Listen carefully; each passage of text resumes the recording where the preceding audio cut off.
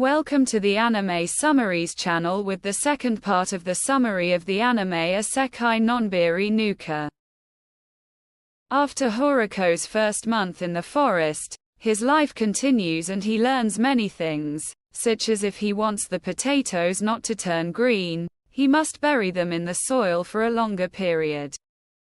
And knowing the ages of its trees and the growth periods. After that, he grows a few fruits, such as apples, for dessert. And it goes to flame with dogs who grow little by little. With the advent of winter, he begins to think about making a jacket out of rabbit skin to protect himself from the cold, but the smell of the skin bothers him greatly. I wonder how he will warm up. At this time, a legendary spider appears to him, improving the work of fabrics, especially cloth. The dogs brought him. And Horako is extremely happy because he will receive a coat to protect him from the cold, socks, and a mattress to sleep on.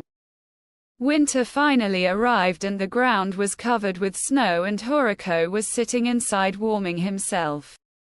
But we all know dreary winter nights.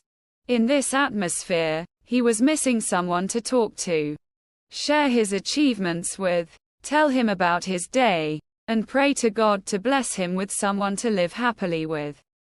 Indeed, as the days pass, the dogs find a small girl in the forest. So the dogs start barking at her and scaring her, so Horako goes to help her, but the girl attacks him and sucks a little of his blood, so her shape changes and grows. Horako is completely astonished by what he saw, so the dogs attack her, and she returns to her small size. First, Horako approaches her and asks her if she is an enemy or not. She apologizes to the daughter and to him and says to him, "I'm sorry. I was just passing by, so I tried to play with the dogs just a little bit, but they attacked me. And you see what happened to me." Then, Horako is affected by the girl's words. He allows her to suck a little of his blood in order to rest and grow.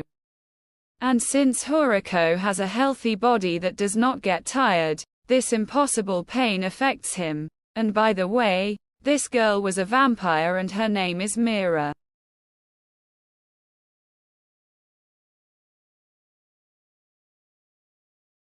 Then Horako takes Mira to her place, and the girl is amazed by the place and says to him, "It is the first time I have seen such a beautiful garden." It turns out that she is a botanist. So Horako picks a piece of tomato for her, tastes it, and is amazed by her smile. They spend the day together, and Mira wanders around the garden to discover plants and record them. Finally, the day ends, and when they enter his house, Horako begins to talk to her to relieve his loneliness.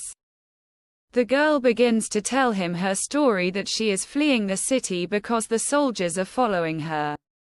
And then she thanks him for taking care of her last night and tells him that she will leave tomorrow.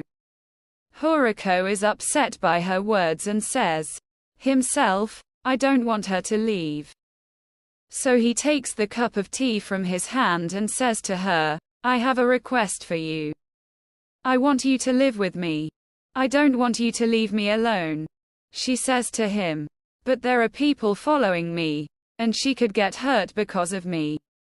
Horako replied to her that he has no problem and that he will protect her. He tried living alone for a long time and did not want to be alone again, so she told him that she was a vampire and he was human, so he said to her, "I have no problem.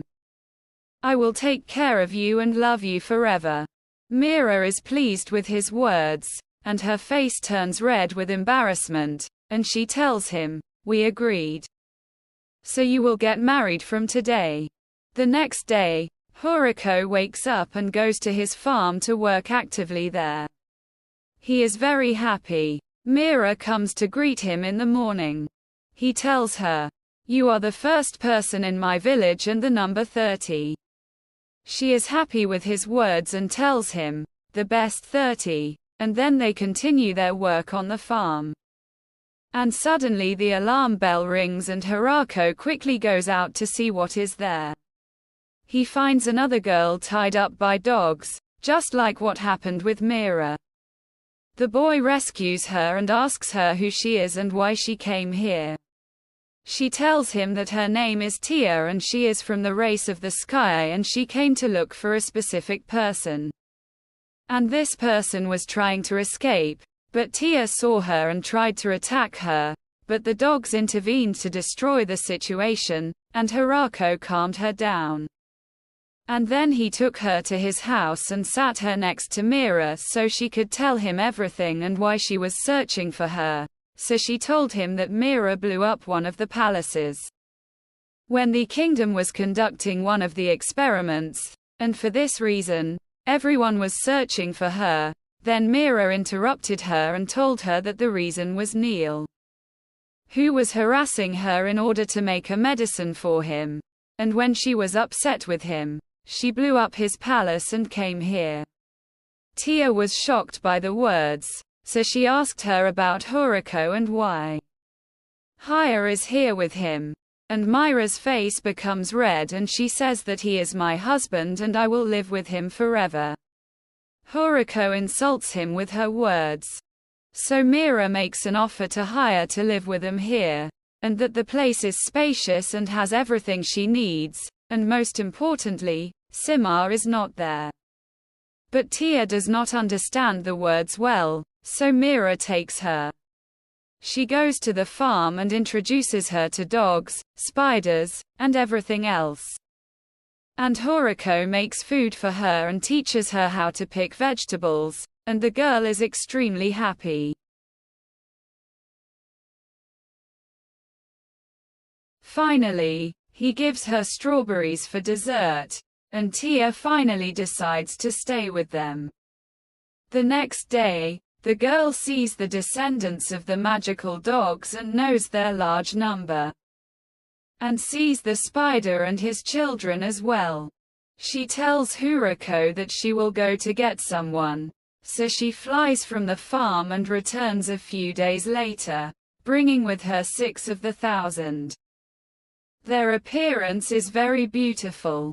She introduces them and tells Hirako that they used to live in a village in the north, but because of the wars that took place between them and the demons, their village was destroyed and they became homeless, roaming the world until now searching for a place to settle in.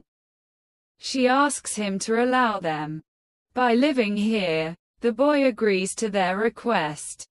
So each one of them begins to introduce herself. But there is one problem, which is that the Alif do not have a home, so they must build one. Because of their long lives, they have learned building, engineering, and many other things, so Hirako begins digging and bringing them wood, so they begin to build their own house, and they detail it with the best detail, and finally, after 10 days of hard work, they finish building the house and it is so luxurious that Hirako begins to be jealous of their house. So the boy enters the house and finds it done with great precision. And he was sitting on the second floor looking at them while he happy with the blessing he is in.